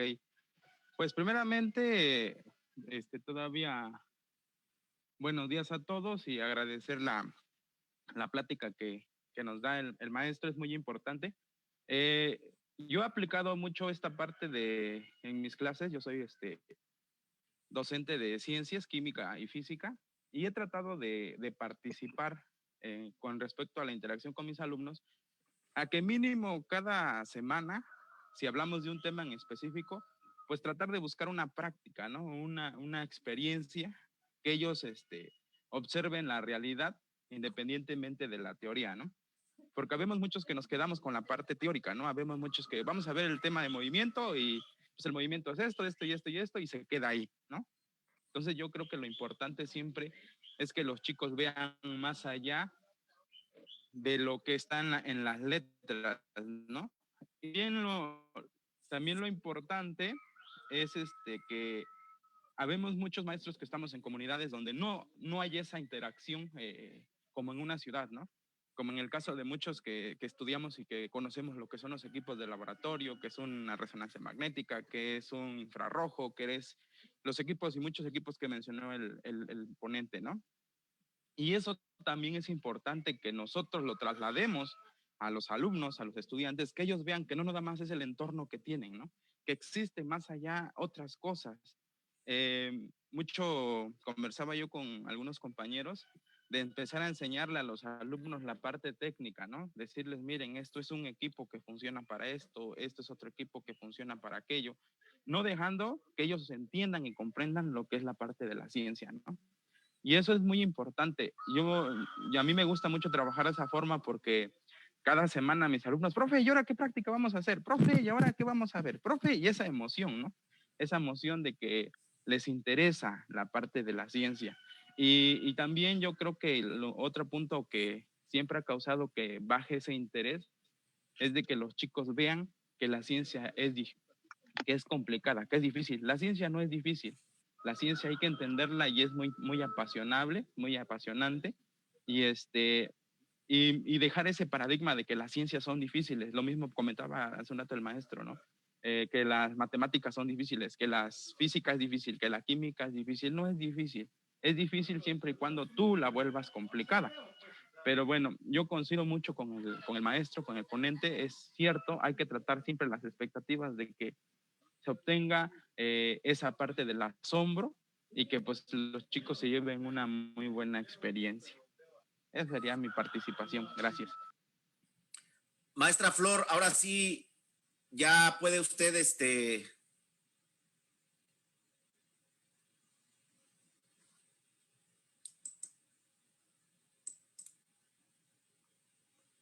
Maestra Flor, ya puede, le estamos dando la palabra, maestra. Ya Ahí me está, adelante, la escucha, escuchamos. maestro. Ya, ahí está, adelante, maestra. Hola. Hola, José Manuel. Mi nombre es Flor y te estoy escuchando con mucho interés. Ay, Dios mío, se está cayendo aquí el celular. Bueno, mira, es para comentarte algunas cosas, ¿no? Y para preguntarte otras, ¿no? Los comentarios son lo que tú estás hablando en cuanto a esos tips que dices. A mí me parece que son estrategias didácticas, ¿no? Que estás proponiendo algunas estrategias didácticas a los maestros de ciencia, ¿no? Y también me parece apasionante la propuesta de trabajar con los estilos de los científicos, ¿no? Que es una de las, podemos decir, propósitos de la propuesta La Ciencia en la Escuela, de la cual pues yo trabajo, ¿no? Y que es que los maestros, que los docentes en servicio pudieran trabajar con los estilos de trabajo de los científicos, ¿no? Uno de ellos, pues tú hablas de la narrativa, ¿no? Pero ¿qué tal de la exploración, no? ¿Cuántos de los científicos exploraron? ¿Cuántos de los científicos trabajaron también con experimentos, ¿no? Para poder realizar sus investigaciones. Entonces, fíjate que me apasiona mucho ese punto, hablar de estas estrategias didácticas y de los estilos de trabajo de los científicos, que por supuesto, ¿sí? ¿Cuánto tiempo les costó para poder encontrar cosas, ¿no? Bueno, en eso yo creo que hemos desarrollado una propuesta pedagógica y didáctica llamada La Ciencia en la Escuela y hemos trabajado con docentes. Y yo creo que el propósito fundamental es ese, ¿no? Pero fíjate que últimamente he tenido yo algunas dudas y una de ellas es cómo yo puedo integrar o cómo puedo, cómo podemos nosotros los docentes integrar comunidades de aprendizaje o comunidades de práctica. Fíjate que a mí ese campo se me hace como un poquito fuerte, ¿no? Porque nosotros en nuestra experiencia nos ha costado mucho trabajo, ¿sí? Porque imagínate nada más, producir conocimientos no es sencillo, ¿no? Lo que sucede con los científicos, ¿no? Para producir un conocimiento. Entonces, a nosotros nos ha costado mucho esa parte. Y mi pregunta sería esa, ¿tú qué opinas de cómo se integra una comunidad de aprendizaje, ¿no? ¿Cómo es avalada esa comunidad de aprendizaje? Porque tú eres, pues, divulgador científico de la revista Cómo Ves. Te quiero decir que nosotros utilizamos esa revista incluso como una forma didáctica para trabajar con los maestros. Utilizamos sus artículos para que en base a esto puedan ellos desarrollar puedan desarrollar los muchachos aprendizajes, ¿no? Entonces, para nosotros ha sido como muy complicado, muy difícil, ¿no? Hablar de una comunidad de práctica o una comunidad de aprendizaje por la caracterización que esto tiene, ¿no? Entonces, esa sería mi pregunta, José Manuel. Muchas gracias, maestra Flor. Estoy totalmente de acuerdo con lo que dice de que al final de cuentas lo que yo platiqué son didácticas. Pues sí, no podrían ser otra cosa si entendemos las didácticas como todas esas metodologías, estrategias grandes, chicas, etcétera, que utilizamos para hacer eficientes los procesos de enseñanza-aprendizaje. Claro, son didácticas. A lo que yo me refería, porque más bien estaba contextualizado con una pregunta de otro compañero de la, que estuvo en la conferencia, es que, bueno, lo que yo quise enfatizar es que no es algo diferente o una corriente pedagógica, no de ese tamaño por lo menos, simplemente que sirva y lo utilicen como complemento a lo que ya hacen generalmente de sistemas por competencias, de construcción de aprendizaje por parte de los alumnos, de aprendizaje centrado en los alumnos, de aprendizajes basado en proyectos, de trabajo en equipo, colaborativo, de procesos de enseñanza-aprendizaje multidireccional, a todo eso que ya hacemos, obviamente a darle el peso en la experimentación que se debe en ciencia. No se nos olvide estas cosas que yo les digo porque pueden funcionar, estas didácticas pequeñitas, por decirlo de alguna manera, ¿no? Sin menospreciar la palabra, ni mucho menos. Entonces, era para aclarar eso y qué bueno que usted lo comenta para que yo hable a detalle a qué me refería. Ahora, ¿a qué se refiere con comunidades de aprendizaje, maestra? ¿A tener a profesores en grupos que se interesen para mejorar sus procesos de enseñanza-aprendizaje o a qué se refiere?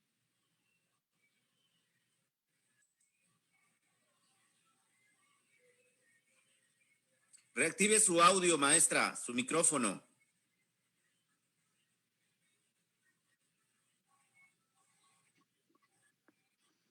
Está activado. Bueno. Ya, ahora sí ya la escuchamos. Bueno, mire, yo me refiero, José Manuel, a que yo caracterizo la comunidad de aprendizaje como aquella que produce conocimientos, que es avalada por la comunidad científica, ¿no? Por ustedes, por los divulgadores, ¿no?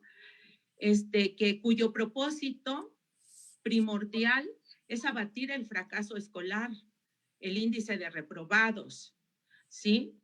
Tiene prácticas solidarias, la participación de todos y es transformadora y hay un aprendizaje dialógico. Entonces, en ese contexto, en esa caracterización de lo que es una comunidad de aprendizaje o una comunidad de prácticas, yo tengo mis dudas en cuanto a que nosotros podamos en un momento dado, solo con mencionar que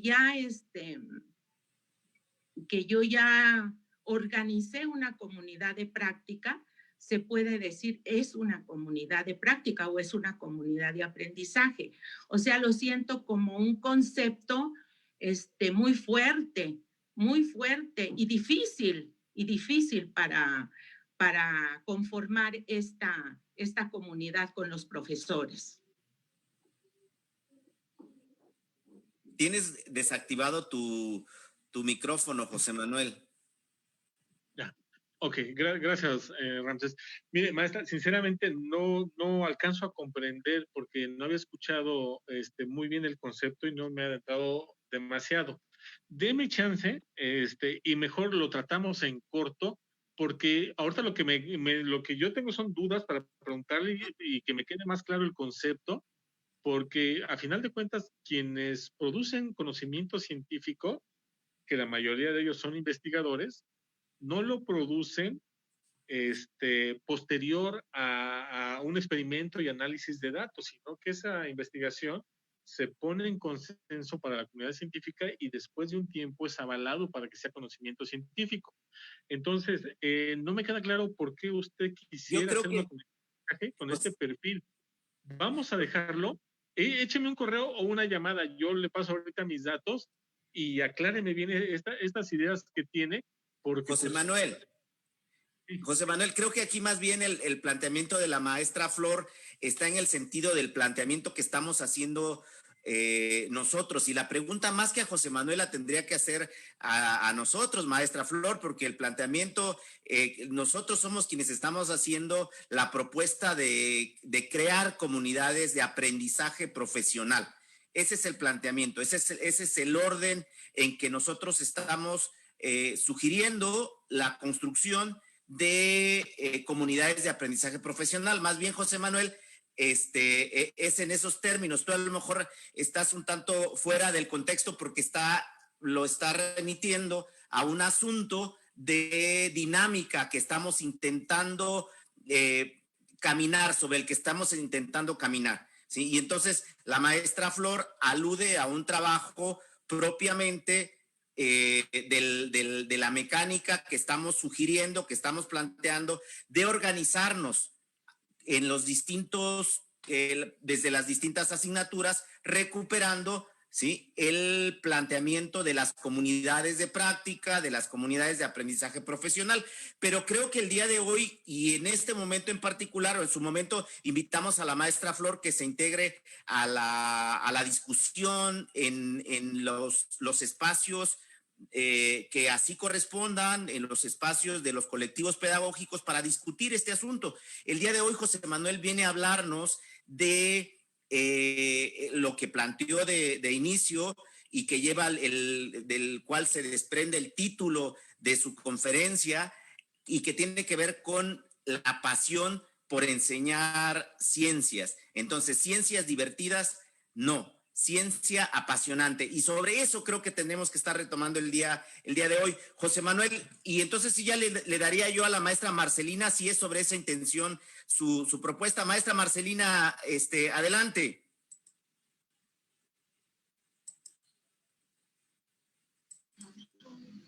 Adelante. Gracias, maestro Ramsés. Desde mi humilde persona, un amplio reconocimiento al maestro José Manuel, porque a pesar de mis años logró usted incentivar la pasión por el conocimiento científico en mí, y yo supongo que en muchos de los que estamos presentes. Por eso me atreví nuevamente a levantar la mano y molestarlo con esta pregunta, maestro. Enfocando desde luego la expansión del universo, el crecimiento del universo, la aparición de nuevos seres astrales, tanta cosa que se habla sobre la vida fuera de la Tierra, y en fin. Pero yo quisiera preguntarle su opinión sobre lo que dice Levi Marrero en La Tierra y sus recursos. Él le da de vida a nuestro planeta 13,000 años. ¿Será, maestro? Así como lo estamos contaminando, como estamos haciendo de nuestro planeta un basurero, con todo esto, ¿serán 13,000 años de vida del planeta? Disculpe, maestro. Gracias, maestro Ramsés. Ok. Déjame checar si mi micrófono está prendido. Muchísimas gracias, maestra. Muchas gracias por sus palabras.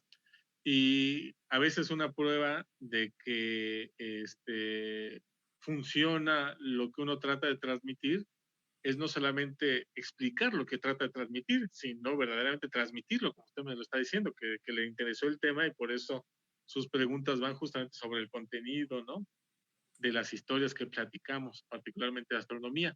No sé muy bien a qué se refiere el autor. En realidad hay muchos años tentativos de fin de la Tierra, en el sentido como astro, cuando termine el Sol, su vida, poco a poco, va a ir consumiéndose la energía nuclear que está generando y que es la que nos transmite parte de ella a la Tierra.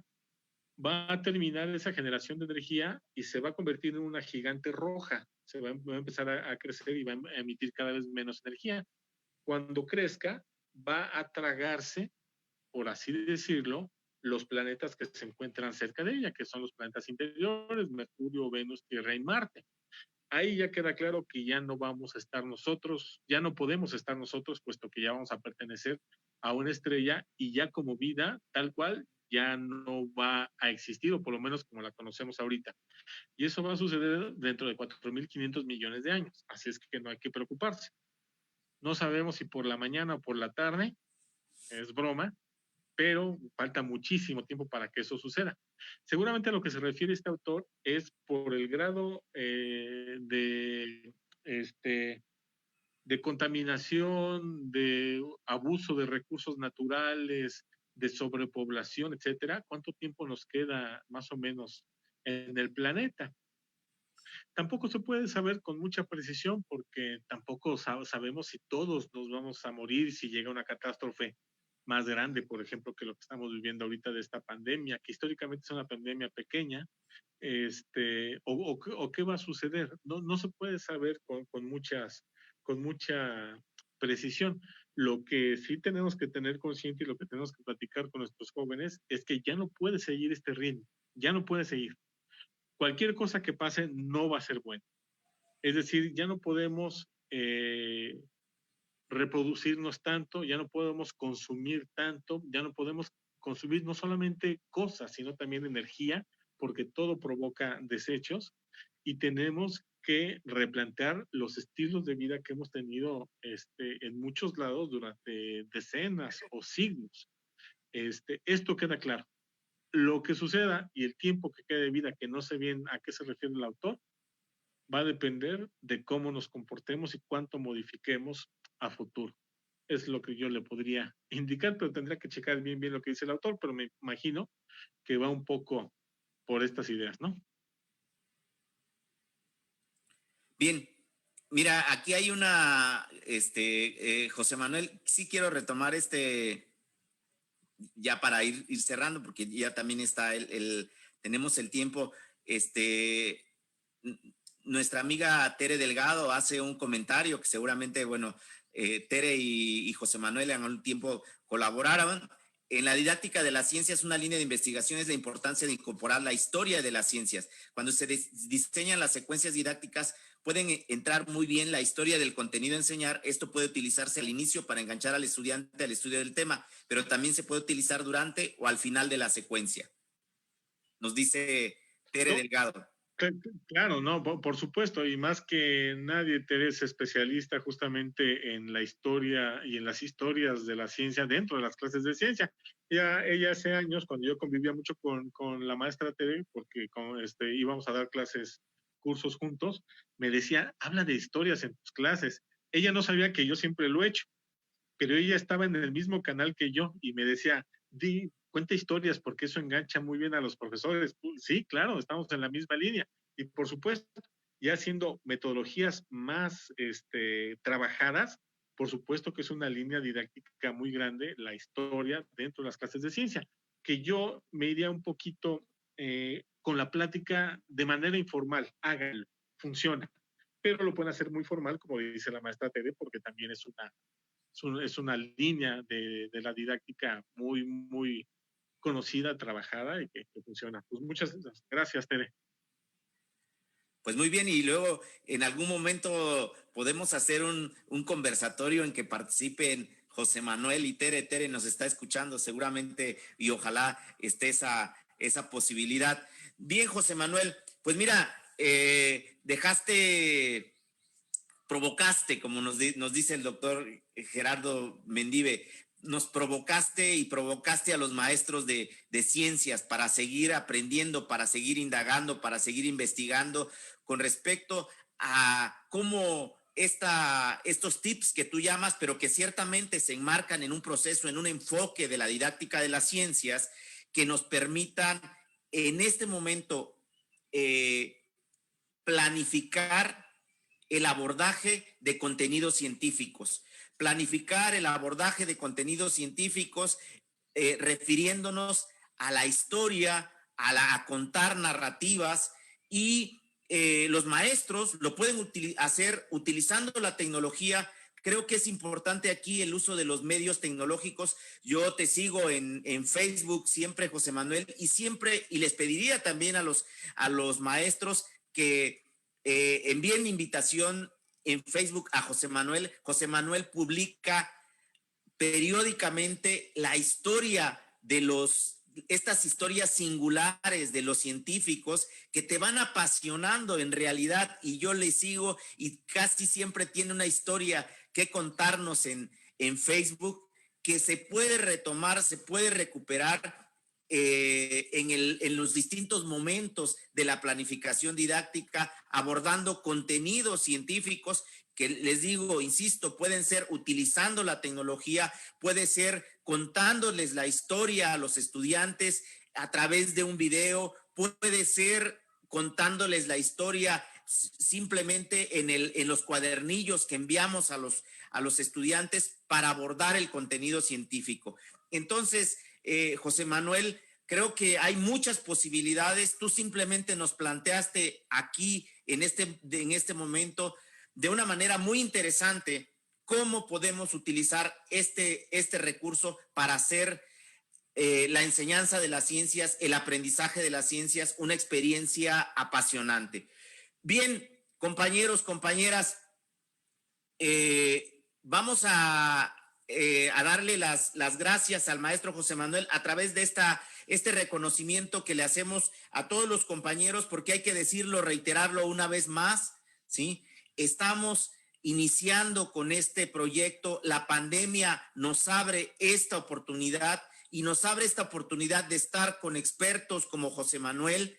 Nosotros, como parte de la Secretaría de Trabajo y Conflictos, como el grupo de investigación, hay que decirlo, apelamos siempre a la generosidad de nuestros invitados, apelamos al sentido solidario de nuestros invitados. Y el día de hoy no es la excepción.